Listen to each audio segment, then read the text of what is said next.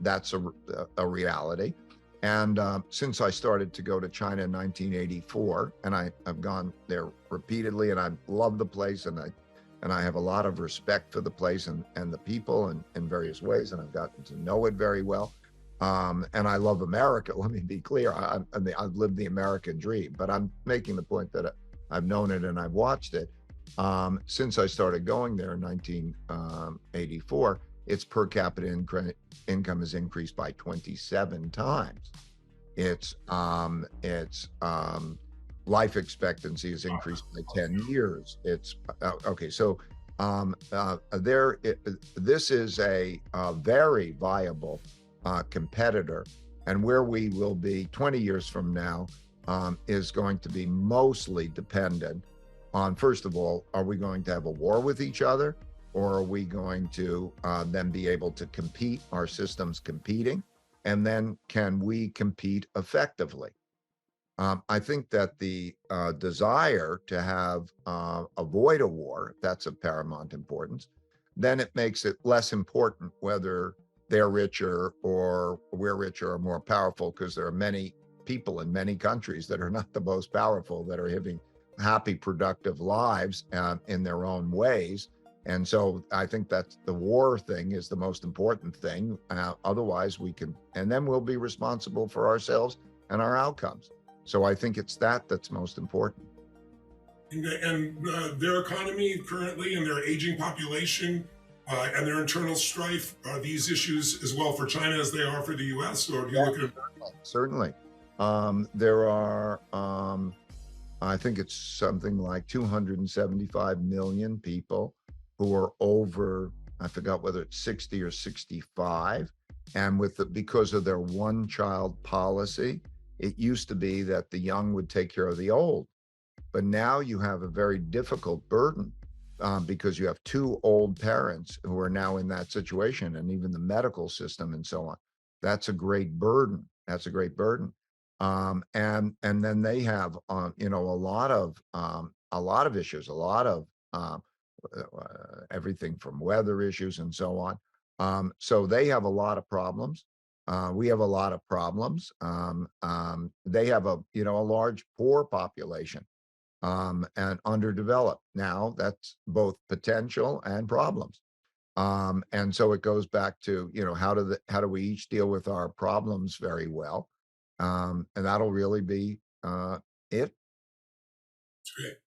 Tell me, just to finish up then, if I was going to summarize the most simple terms, in order to avoid the three things that kind of guarantee that decline, spending less than you earn instead of spending more than you earn at an individual level, certainly as well as a collective level, is critical. Bringing ourselves together and connecting and creating those deeper relationships with people with different belief systems. But what can the individual do, and just to summarize, the collective do to stop or slow the decline that clearly you can measure has occurred? First, financially, be financially strong, have a good income and balance sheet, income statement and balance sheet. Think about how many months or years that you could live if you were if you didn't have an income. The more financial security you have, the more maneuverability you have, both to protect yourself on the downside and to take advantage of opportunities, and to know how to achieve a balanced portfolio. This is very important, I think, financially. And then be with people, your community, the source of happiness. Psychologists have studied that above a basic level, income is not a source of happiness. Community is the highest ranked source of happiness. So how you work well with others. So I think meaningful work and meaningful relationships, to be productive and to also have the joy of those relationships, I think is of paramount importance. And then also to realize what the risks are. That's why I wrote them in the book. The risks of can you, well, there are many kind of risks. And do you understand those risks? and where are you? And where do you live? What are those risks like? To recognize that the world is domestically and internationally breaking into different ideologies and different economic systems, really. That happens state by state as well as around the world. And to understand which are the places that are the best for you in those set of circumstances, to be aware of those risks. And that then it's just the fundamentals, raise your kids well and raise productive. I should say that in most of these cases, even the worst case situations, it's okay for most people. Okay. So in most wars, most people don't die. Okay. Most people don't get injured. Okay. Most people don't. In most depressions, even most people don't get unemployed. Okay. They are scary situations. But it's not the end of the world for most people.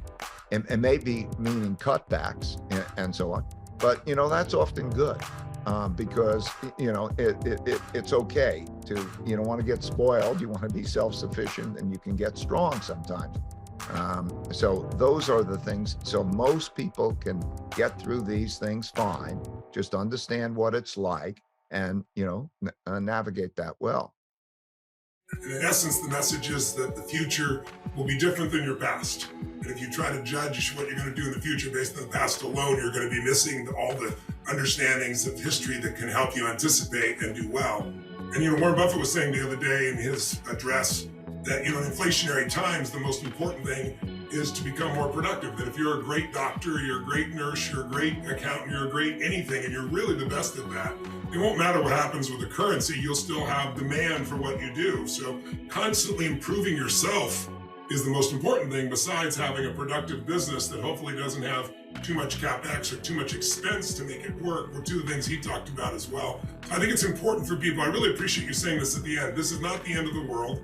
And again, after, what does winter do? It cleanses out the weakness and opens up new openings, and then there's a new springtime. But the good news is, during the darkest times, as corny as it always sounds, it's darkest before the dawn. There's a reason we use these corny phrases for hundreds of years. It's because they're true.